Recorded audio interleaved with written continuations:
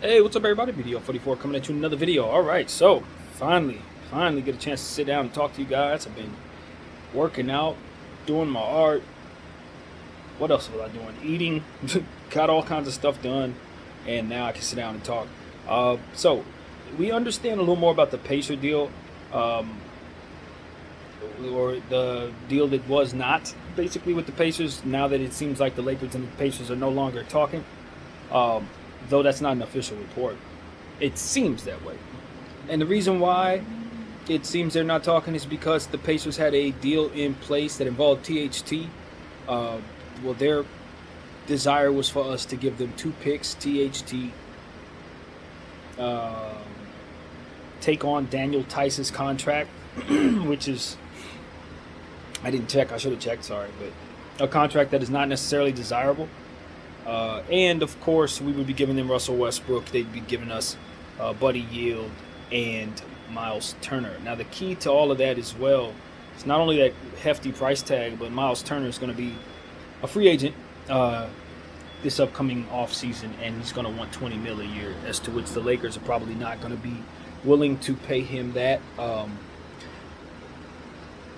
That's a hefty deal, and I understand why it's so expensive. It's because they're going to be taking back three players, even though Daniel Tice is a salary dump, and you don't want that.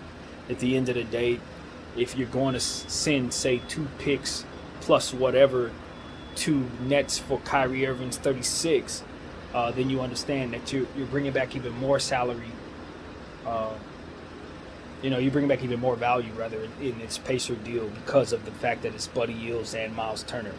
So it's two bodies, three bodies, whatever. So they want to they wanted to price it higher than what the Nets had for the Kyrie potential possibility deal, whatever you want to say there. So that's what it is. The Pacers have always had high price tags on everything that they want for the Lakers. Anytime the Lakers are up to make a deal with the Pacers, it seems like the price tag's crazy. I don't know if it's a personal thing. I don't know if something happened behind the scenes years ago. I don't know, but it just seems like it's been like that ever since I've been paying attention. With from Paul George to just about everything else. It's like every time it was time to do something with them, it's like they made sure it was very difficult for us. So I'd expect nothing less. This is yet another one of those circumstances where I'm not surprised. However, there's also something else I'm looking at that's kind of interesting to me, and I really don't know why the Pacers would be willing to do this, but sometimes when you read tea leaves, it shows you funny stuff, right? It's like the Pacers were backed into looking a certain way because of everything that I'm looking at. I look at the Phoenix situation. That Ayton deal, they never had a chance at Ayton.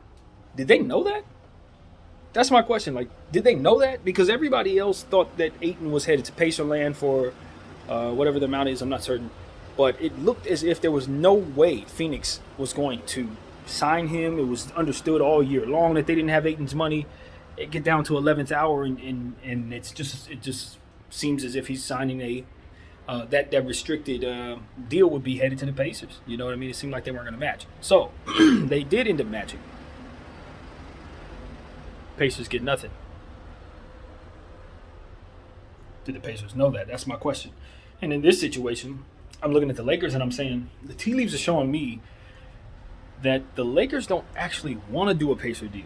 They don't actually want to do a Utah deal either. They want to do a deal with the Nets for Kyrie Irving, and that's what those two picks are being held on to for. But as I told you guys, I think that deals are going to be bluffed about, I guess you could say, but not executed. And that's what we're hearing about. Utah, New York, and the Lakers are trying to work something out to get Russell Westbrook to Utah. I'm almost positive that's going to fall through. Why? Because the Lakers aren't going to want to give up those picks. They're keeping them for Kyrie Irving. I'm telling you. I know what they're doing because it's the only thing to do, and it's the only thing LeBron James would have agreed to. He ain't going to agree to anything else. I mean, you got to look at it like that. What else would he agree to? He signed that extension with the intention of them doing what exactly? Getting Buddy Yield and Miles Turner's expiring contract? You think that's getting LeBron James signed off? No, it's not. You would have to promise him something that would be much more appealing to him. And what is that? The same thing he said he wanted for the last 2 months. Kyrie Irving. So, I'm still of the mindset that that's what the Lakers are actually doing. And my question is, do the Pacers know that? You see what I'm saying? It's like they're playing decoy for people. It's like, yeah, we'll pretend to do a deal with you, Phoenix, even though we know we're actually not getting the player, and we'll pretend to do a deal with you too, Lakers, even though we're not actually doing the player. Hey, and you know what? The deal we want to do with you, Lakers, we're gonna price it so high to where we know you would never say yes to that, and you know you would never say yes to that. My question is, what's in it for the Pacers? Why are they doing this for everybody? Why are they standing still and playing decoy for all of these different teams? Or is that just something that it makes it look as if it's happening? Because it looks that way. If you assume that the Lakers don't actually want to do a deal and you assume that the Phoenix Suns were secretly always tending to keep Ayton, the Pacers were the team that's just standing there kind of like, like what are you getting under the table for this?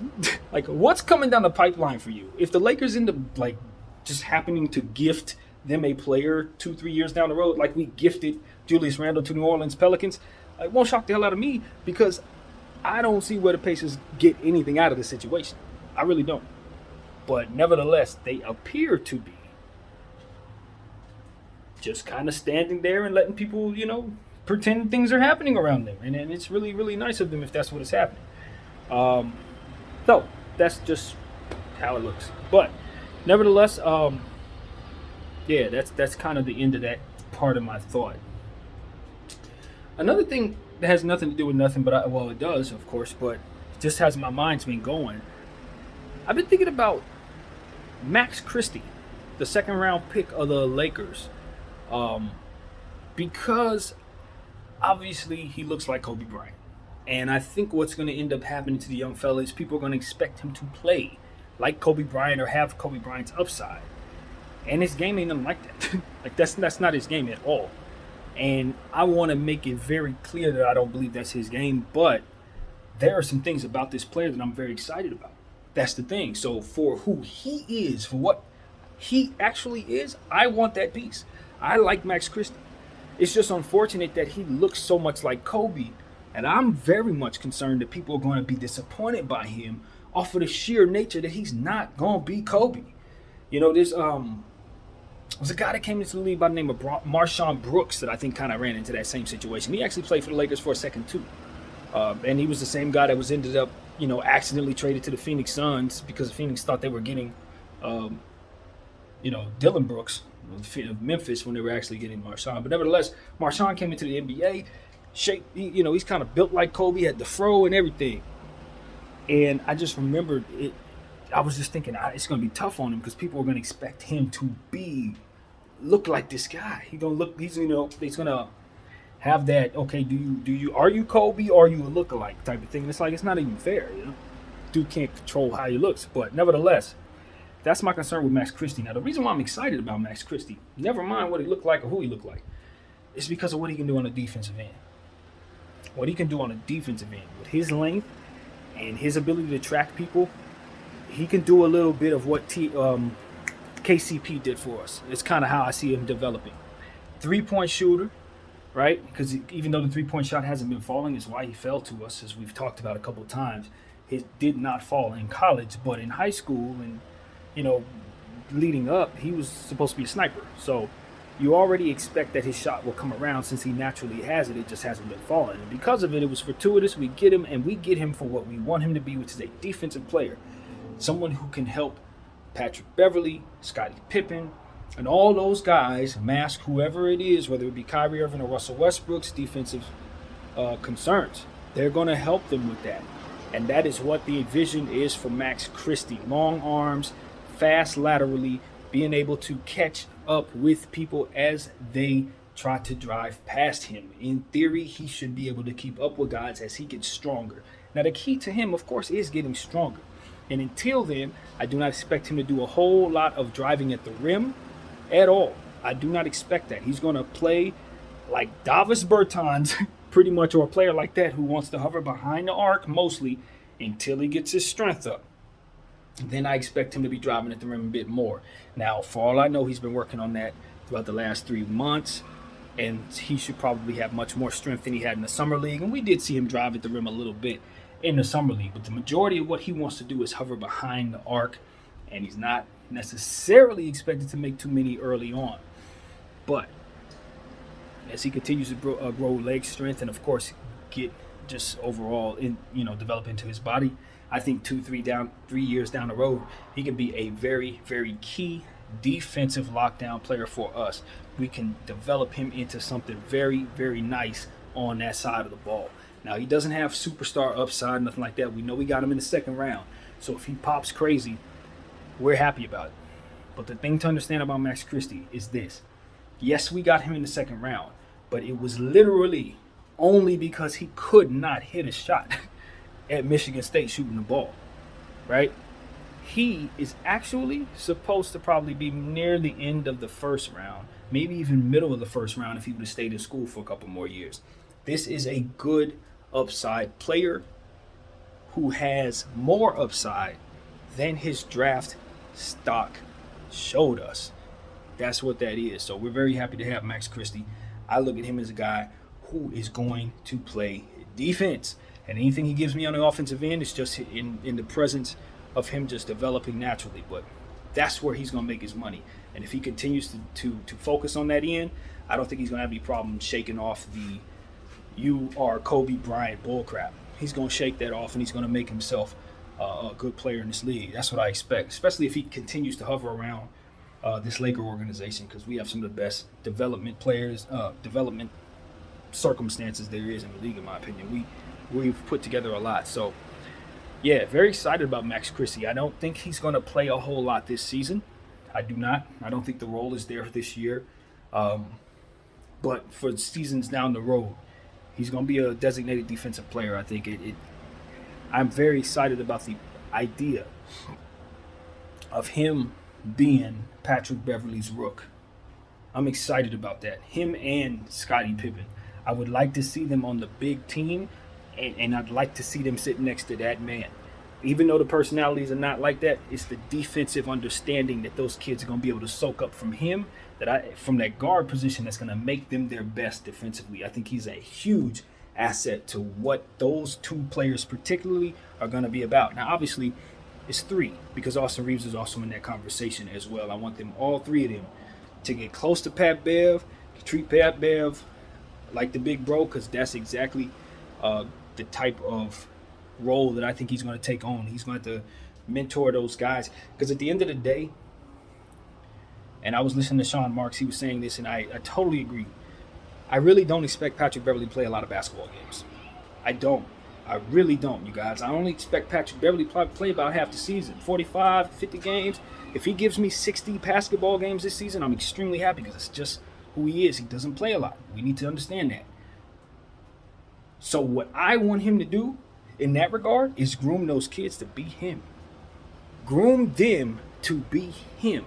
That way, if anything goes wrong, they got enough of him in them to try to supplement that while he's trying to work his way back, because he is exactly that important to our team, believe it or not. He is very much that important to our team. And I just feel like those kids, particularly those three, they have the defensive intangibles. It's not like you have to teach them that side of the ball necessarily. They already got the gift defensively. Now it's just about somebody taking that to the next level and teaching them how to be great. Because I think all three of them got it, man. All three of them on that side, the Lakers did a very good job picking up defensive guards, which is why I like our situation for Kyrie Irving much more than I like the Nets situation for Kyrie Irving. That is the specific basketball reason why I'm excited about this situation for him, because he doesn't play a lot of basketball games either. He doesn't play a lot of defense either. Those guys will do it for him. They will take care of those defensive assignments. They will supplement any help that's necessary in that guard spot defensively. We have bodies to throw at fast players. John Morant, these guys are going to have to deal with Scottie. They're going to have to deal with Max. They're going to have to deal with Austin as he continues to put on strength.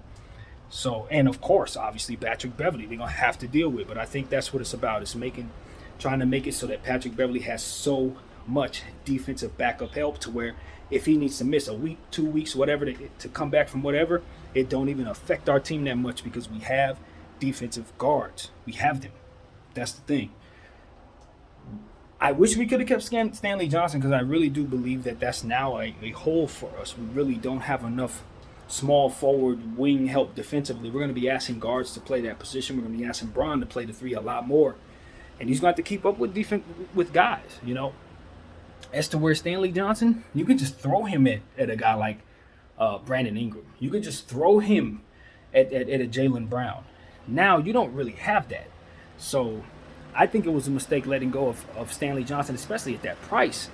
At that price, $2 million for the year, but I do understand that you got to make moves, and it's what the cost to get Pat was. But I really would have loved to seen us just hold on to our small forward defensive player, because he was definitely not a part of the problem last year. In fact, we weren't very good until he got here. Him and Wenyen Gabriel were basically the change of the guard in terms of us being a horrible team to turning into a respectable team. It was those two acquisitional players.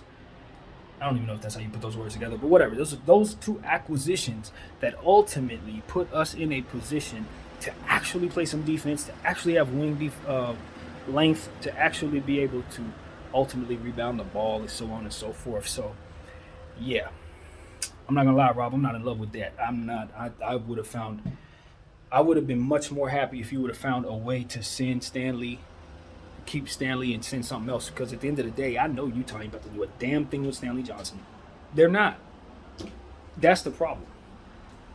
Not that you care at all once you trade a player, but it's one of those situations where it's like Stanley fit here, and he's better than his price tag right now. Within what it is that we were going to do. And I know people are saying he's not in rotation. Why wouldn't he be in rotation? As I'm describing to you that we've missed him, yes, he was in rotation. And I think that's what I disagree with in regards to Stanley Johnson, in regards to everybody else talking about who was in rotation, who's not. I definitely think Stanley Johnson was in rotation because I'm playing him ahead of Troy Brown. I'm playing him ahead of Walker. You see what I'm saying? Like, that's just me. I'm playing him ahead of those guys until they prove they can play D or can contribute in the way that he did. You know what I mean? Or to the level that he did. I know what he brought to the game for us. That's the problem. It's like when you take a role player like that and you remove him from the situation, you do understand that you're bringing in a smaller guy in Patrick Beverley. He can't guard those guys that Stanley was guarding. He can't guard those guys. You know what I mean? He's going to do damage against them, but they're still going to shoot over him. It's all about size matchups. So at this point, it's like, all right, I value the piece, but you created another hole, Lakers. You created another hole. You better hope Troy Brown can take a step forward. You better hope Walker can play some three. You better hope that it's one of those situations where LeBron James is ready to play all 82 because you've gotten rid of a small forward position to a degree. THT could have played it as well, even though he was probably better with the ball in his hands. At the end of the day, you gave away not one but two players that are taller than 6'6" that play the wing. That's just, yeah. So that's pretty much what I had to say about that.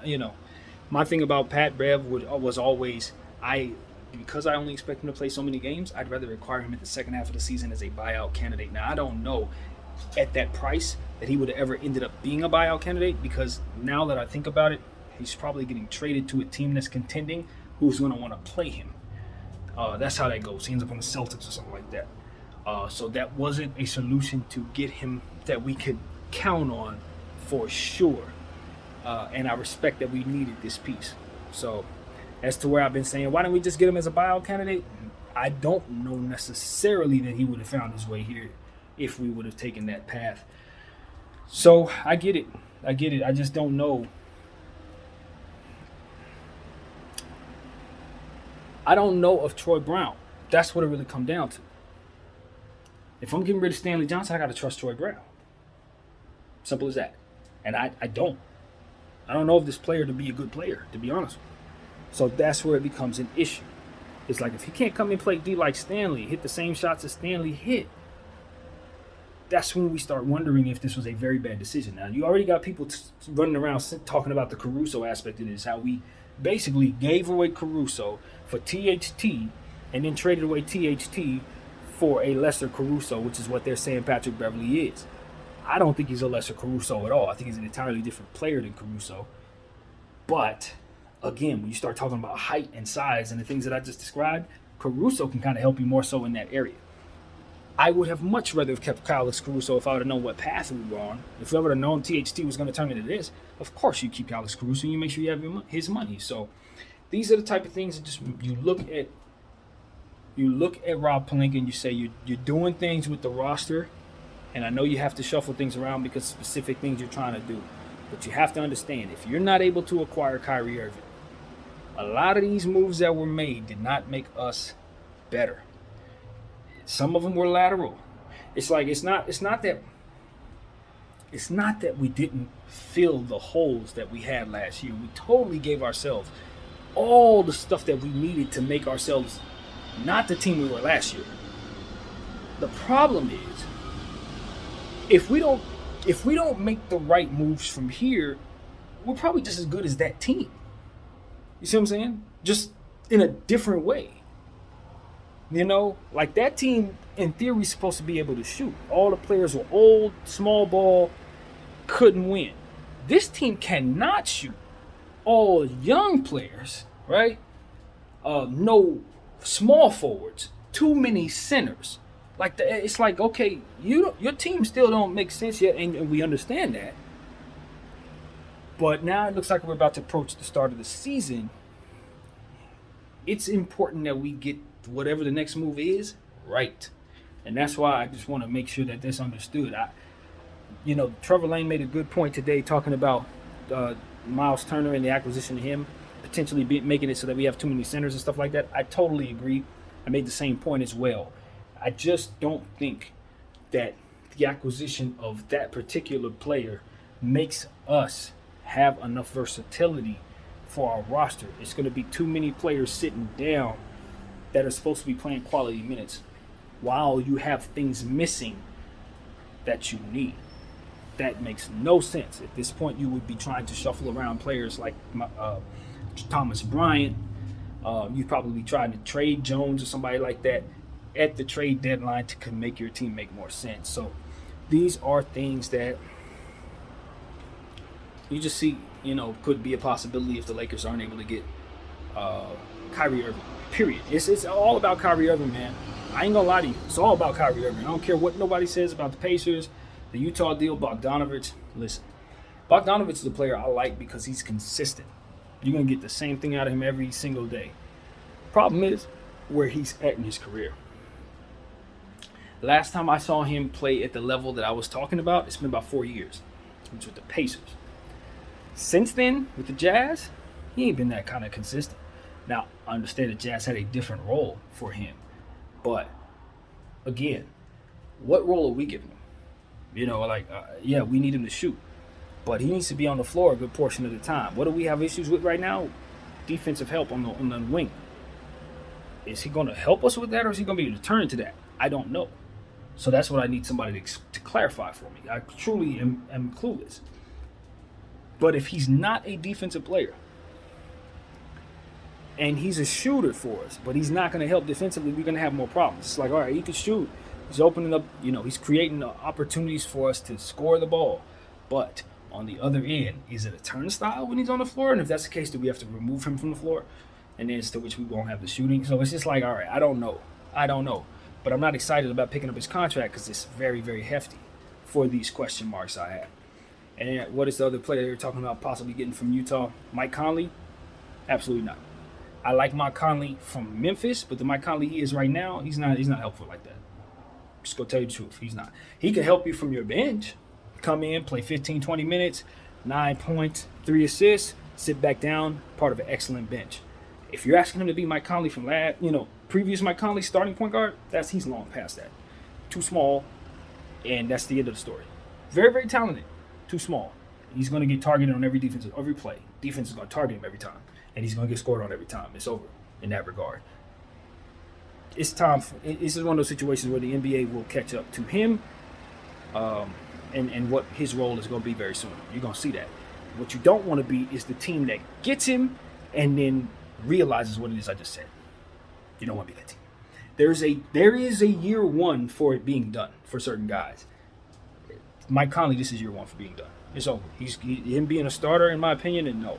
You bring him to the bench and you start maneuvering him to be a part of a very good bench unit. And at that price, absolutely not. Absolutely not. See, these are the type of things you got to be ahead of, man. You can't be 1 year late on guys. You can't think a guy's going to give you the same thing that he gave you last year. You got to pay attention very closely to how he was using the playoffs and in the end of the season, because these things will determine a lot of the time whether or not you want a guy on your team at a certain price. So I said about Patty Mills at the Nets. If anybody was paying attention, Patty Mills showed that he was very much out of gas in the end of the season. Now, that doesn't mean that he can't help you, but at the end of the day, if you're going to pay him an exorbitant amount of money, you want to make damn sure that he isn't done. The Lakers acquired Russell Westbrook. We saw how that went. It was not only a bad fit, but a good portion of his athleticism is gone. Without the athleticism, where is he? We saw. Don't want to be a year late. So these are the type of things that I pride myself on being on top of. If I know what a player is capable of, I'm going to try to be a year early on something like that. Mike Conley, definitely no. You don't acquire him now. It was somebody else too, James Harden. I was very clear on James Harden and what he was about at that time. But now I'm ready to tell you he's about to bounce back. That's what I'm here to tell you. He's about to bounce back. Now, he's not going to be doing what he did in Houston because obviously he's not in that kind of shape and there ain't no Mike D'Antoni offense. But what I'm telling you is his efficiency is about to hike up. He's about to be able to hit shots again because he's going to be open to do so. Tyrese Maxey takes a step forward. That's inevitable unless he gets hurt. He's taking a step forward. Joel Embiid's healthy, even though I don't know how healthy he is coming back from all he has to come back from. Hopefully he'll have a full season before himself. This is a situation where James Harden is a facilitator. And the more and more he facilitates properly, the more and more he's going to find himself open. At that time, his efficiency goes up. He's already a fantastic free throw shooter. You're not worried about that. So this is a situation where he doesn't have to drive at the rim as much because there's already, pieces in place to make sure that that's not even an issue. And so it's just about him just parking it from behind the arc and rhythmically shooting what he's always shot. You do not want him getting used to that because if he does, he's going to be, like I said, his efficiency is going to go up, up, up, up, up. So as to which I would say a lot of players are done, this, that, and the third, James Harden is a bounce back candidate. I like the role he's in. I like it. So that's just one of those situations that I was saying, these things fluctuate. And if Russell Westbrook were to get into a situation where he fit, I would say he would be a decent bounce back candidate as well. But as long as he's attached to this team, I'd expect him to struggle, man. It's a mental thing, in my opinion. What we saw was him struggling with himself with that uniform on. And unless he worked and exercised those demons, I expect him to come right back, to be honest with you. I don't think they've gone away. What I do expect, though, is that the team fits better around him. I do expect that. But I just think a whole lot of damage was done to him last year psychologically, dealing with all that nonsense with Skip and those guys running the blooper reels over and over and over again. I just think he needs to be out of this purple and gold in order to bounce back properly. That's my true opinion. Not only that, one of the points I wanted to make here is one I've made already. I do think the Lakers probably in their best interest to not even play Russell Westbrook this upcoming season. Now, granted, that doesn't mean you sit him for the whole season. It means you make the intention of trading him. But I don't think teams need to see him in order for us to effectively trade him because we all know it's about the contract with him.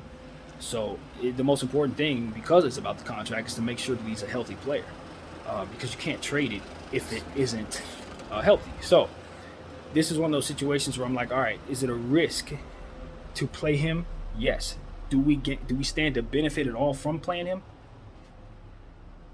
I mean, to respect him as a basketball player would be to say yes, right? Of course, because he can help the team. That's what a smart basketball mind is going to say. Yes, bringing Russell Westbrook, the Hall of Famer, to your team is supposed to be a benefit to your squad. However, if I play him and he gets hurt and I can't trade him, that's not a benefit to me in any way. If he's out there and he's fumbling like he was last year, he's not a benefit to the basketball floor. He's just not. That's not politically nothing. We ain't got to talk about politically correct or nothing. If he comes back the player he was, it's not what we need. So because we understand that's also in place, it's not just as simple as expecting him to come out there and be excellent. Because we expect him to struggle, it's even more so incumbent upon us to be more protectant of the contract itself to assure that it does not have an injured player attached to it. Right? You send him out there expecting him to fail, and the worst that could happen is he gets hurt. The best that can happen is nothing because it doesn't matter if anybody sees him if you're trying to trade him. right?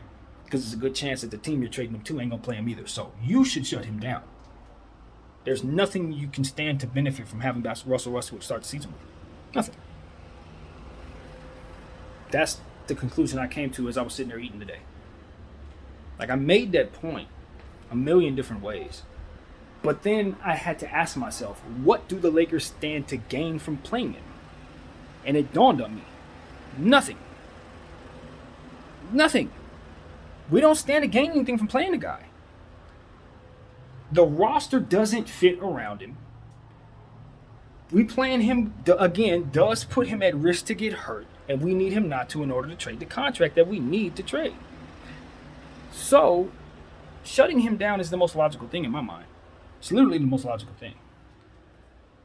Now, I don't know if the Lakers have the mindset to approach him with that, right? Especially given all that's been going on. I don't think it's necessary in their mind, because I'm sure Rob Pelinka expects to trade him before the season starts.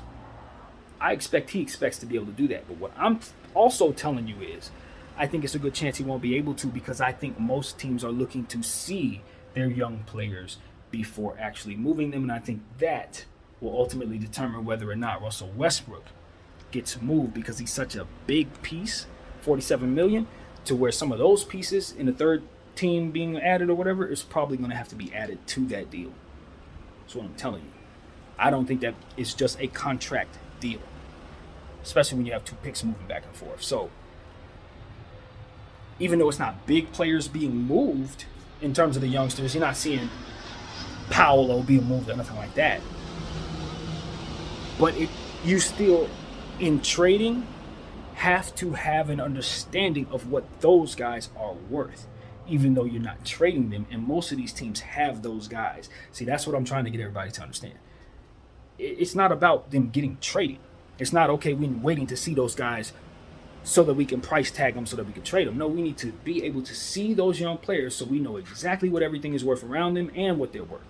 Then we can determine whether or not we want to trade this, and that, because we know exactly how much Paolo's worth. We know exactly how much Smith is worth, etc. So I know that's how they view these things. You have to look at it that way if you're absolutely responsible about your asset class, or your asset column rather. You have to view it that way. So I'm not letting go of these kids till I know what they're priced at. So because I think that's a good chance that trickles down to the Lakers not being able to make a move, unless they settle for a Utah deal, which is completely ill-advised, to be honest with you. But unless they feel the pressure to just trade him just to be trading him, then you have to take into account he's going to be a part of this thing. So these are the type of things that I think we have to just consider. The Los Angeles Lakers, at the end of the day, if you know you're going to have him to start the season, it is very important he does not play. It's very important. I'm surprised the media hasn't jumped on this already. But it makes all the sense in the world. I don't need to see Westbrook to trade for him, unlike those young players. Complete opposite situation. I'll never have to see Russell Westbrook, because I know he's at $47 million. Yeah, that's exactly what I'm trading for, not the player. So yeah, that's key. That's key. Shut him down. Shut him down. Shut him down. That's how I gotta be, man. That's how I gotta be. If you're gonna protect yourself against all possibilities of complete and utter failure, then you gotta cover up that hole. And that hole is the potential of him going down and you not being able to trade him. $47 million coming off your books is not a bad thing, but it is when you need that to be a player or three. With a win-now situation with LeBron James in his timeline of 20s, year 20, he's already signed this extension. Yeah. It makes so much sense to me. I don't think the Lakers have any intention of playing Russell Westbrook. I hope Russell's watching this, because there's no logical reason to play you, sir. None. Not if I'm the organization. There's nothing. There's nothing there. Damn, I'm getting chills thinking about it. There's nothing there. Why haven't they told him that? Why are they letting this man think he's going to start the season playing as a Laker? He's not. Russell, you're not starting the season as a Laker, bro. Now, the 34 minutes of thinking, I've come to the 100% conclusion that the Lakers will be absolutely insane if they start the season with him. Because we are the team that had Julius Randle go down in game 1 of the season. We're that team. We went through that. We don't need nobody to tell us how that go. It's nightmare. It's an absolute nightmare. And this would be 10 times worse, obviously. Yeah, Bron, put pressure on them. I don't care what you got to do, man. We got to make sure that boy don't play. Russell Westbrook, man, you cannot play the season, start the season with us. No, we have to either trade you, we have to shut you down. There's no two ways around it. That's it. Real time thinking, man. I hadn't come to that conclusion to this point, to this degree, until right now. Yeah, I was hovering around it, but I still thought it was okay to Lakers. I mean, you could start the season. Now, hell no. Hell no. No. I see clearly. There's nothing good about this. You can't. You got to shut them down. My name is BDF44. I thank you all for watching.